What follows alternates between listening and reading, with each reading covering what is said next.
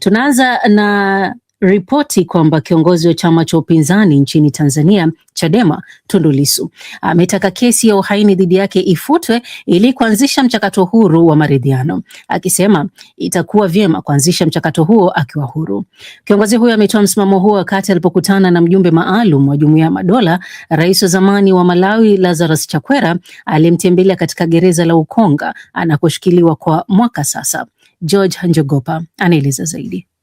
Kufutwa kwa kesi yake ya uhaini ni miongoni mwa mambo 7 ambayo mwanasiasa huyo ameyabainisha wakati alipokutana na mwakilishi wa Jumuiya ya Madola, na kwamba kufutwa kesi hiyo kwenda sambamba na kuondolewa pia kwa kesi nyingine zinazokabili viongozi wa chama hicho ambacho wiki hii kimeruhusiwa na mahakama ya rufani kurejea katika majukwaa ya kisiasa baada ya kupiga marufuku kwa siku 309. Taarifa iliyotolewa na Chadema imesema Lissu ameonyesha utayari wa kushiriki katika mazungumzo akiwa huru, na anaamini kwamba kesi dhidi yake zimetokana na msimamo wake wa kuanzisha kampeni lenga kupinga uchaguzi mkuu mwaka wa jana, kampeni iliyopewa jina la No Reforms No Election, ikimaanisha bila mabadiliko hakuna uchaguzi. Hatua ya Lissu kuonyesha utayari wa kushiriki meza mazungumzo kwa ajili ya kusaka mwafaka wa kitaifa inatizama na wengi kama yeye na chama chake kimeanza kubadili mwelekeo kuhusu maridhiano. Kumekuwa na mitazamo kwamba chama hicho kimekuwa kikijiweka kando kuhusu ajenda kuanzisha maridhiano ya kitaifa, na kwamba uamuzi huo unatokana na hatua yake kuhususia uchaguzi wa Oktoba 29,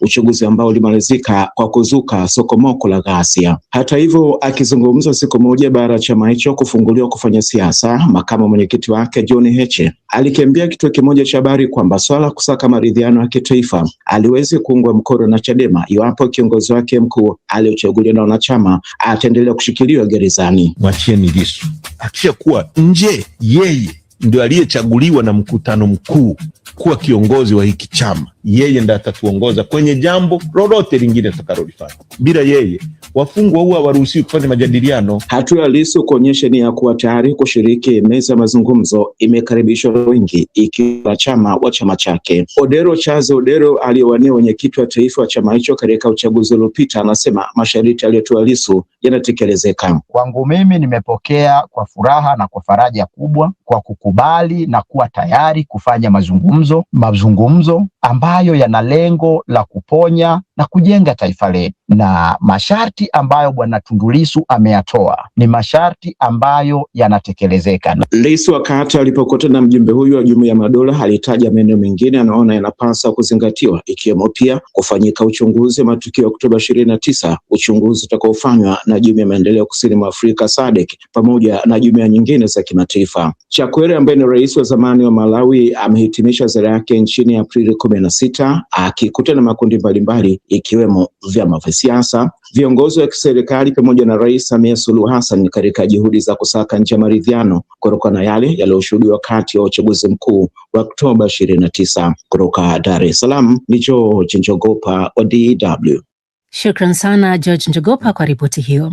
Viongozi wa Ufaransa na Uingereza wamekusanyika mjini Paris pamoja na viongozi wa mataifa mengine Ulaya ikiwemo Ujerumani na Italia kusogeza mbele mipango ya kufungua mlango bahari wa Hormuz, njia muhimu ya kusafirishia mafuta iliyofungwa kutokana na vita vya Marekani na Israel dhidi ya Iran. Marekani yenyewe hata hivyo haikualikwa katika mkutano huo. Amina Abubakar na taarifa zaidi. Mkutano wa Paris ni sehemu ya mataifa hayo kujaribu kupunguza athari ya mgogoro ambao hawakuuanzisha na wala kuungana nao ulioutikisa kwa kiwango kikubwa uchumi wa dunia. Bei ya mafuta ilipanda maradufu kote duniani baada ya vita hivyo kuanza Februari 28 baada ya Iran kufunga mlango bahari huo ambao 20% ya mafuta ya dunia hupita. Kabla ya mkutano wa Paris kuanza, Rais Emmanuel Macron alisema Marekani haikualikwa katika mpango wa juhudi za kufungua mlango bahari wa Hormuz kwa ajili ya uhuru wa safari za meli, akisema mpango huo wa usalama kwa meli zinazopitia eneo hilo ni wa ulinzi na utafanyika wakati hali ya kiusalama itakaporuhusu. Kansela wa Ujerumani Friedrich Merz na Waziri Mkuu wa Italia Giorgia Meloni walikuwepo katika mkutano huo. Viongozi wengine ni Waziri Mkuu wa Australia na Canada pamoja na Korea Kusini na Rais Ukraine Volodymyr Zelensky, wote hao walijiunga kupitia njia ya video. Lakini wakati wawakilishi wa takriban mataifa 50, mashirika ya kimataifa na viongozi wa zaidi ya mataifa 30 wakijiunga na mkutano huo wa Paris leo, Rais wa Marekani Donald Trump na waziri wa mambo ya nchi za nje wa Iran Abbas Araghchi walitangaza kuwa njia hiyo iko wazi kwa meli zote za biashara. Araghchi alisema mlango huo utabakia wazi kabisa kwa siku 10 za usitishaji vita kati ya Iran na Marekani. Licha ya hayo, Trump alisema meli za Marekani zinazozingira meli za Iran pamoja na bandari za Jamhuri hiyo ya Kiislamu zitaendelea kufanya hivyo hadi pale patakapokuwa na makubaliano ya 100% kati yake na taifa hilo. Wakati huo, Rais Donald Trump aliandika katika mtandao wake wa Truth Social kwamba analipinga pendekezo kutoka kwa jumuiya ya kujihami ya NATO kutaka kusaidia kufungua mlango bahari wa Hormuz baada ya Iran kusema mlango huo upo wazi. Trump aliambia NATO kukaa kando kabisa. Kiongozi huyo wa Marekani alisema haoni mantiki ya pendekezo la NATO wakati tayari swala la Hormuz limekamilika na Iran imeshasema kwamba njia hii iko wazi. Amesema hataki usaidizi wa NATO, akisisitiza kuwa jumuiya hiyo haikuwepo wakati Marekani ilipoihitaji. Haya yote yanajiri wakati Israel na wanamgambo wa Hezbollah nchini Lebanon wakikubaliana kusitisha mapigano kwa siku 10 na kuondoa kizuizi kimoja kuelekea kupata muafaka katika mzozo wa Iran. Haijawa wazi iwapo makubaliano yoyote yatafikiwa kati ya Marekani na Iran kabla ya muda wa mwisho wa usitishwaji vita kwa wiki 2 kati ya mahasimu hao wawili kumalizika wiki ijayo, lakini hatua ya kusitisha vita kati ya Israel na wanamgambo wa Hezbollah wa Lebanon inaweza kuwa ishara kwamba hatua kadhaa zimepigwa kuelekea lengo hilo. DW tunavuma kwa kishindo. Naam, tunapozidi kusonga mbele ni kwamba takriban wahamiaji 15 kutoka Marekani wamewasili katika mji mkuu wa Kinshasa nchini Jamhuri ya Kidemokrasia ya Kongo mapema leo. Hatua hiyo inaelezwa kuwa ni sehemu ya utekelezaji wa makubaliano mapya kati ya Marekani na baadhi ya nchi za Afrika kuhusu kuwarejesha wahamiaji. Michael Kwena na ripoti hiyo. Ndege iliyowabeba wahamiaji hao wanaotoka mataifa ya Colombia, Peru na Ecuador ilitua katika uwanja wa ndege wa kimataifa wa Njili mjini Kinshasa majira saa 1 asubuhi kwa saa za huko. Kwa mujibu wa wakili wa Marekani Alma David, wahamiaji hao wote ni raia wa nchi za Amerika ya Kusini.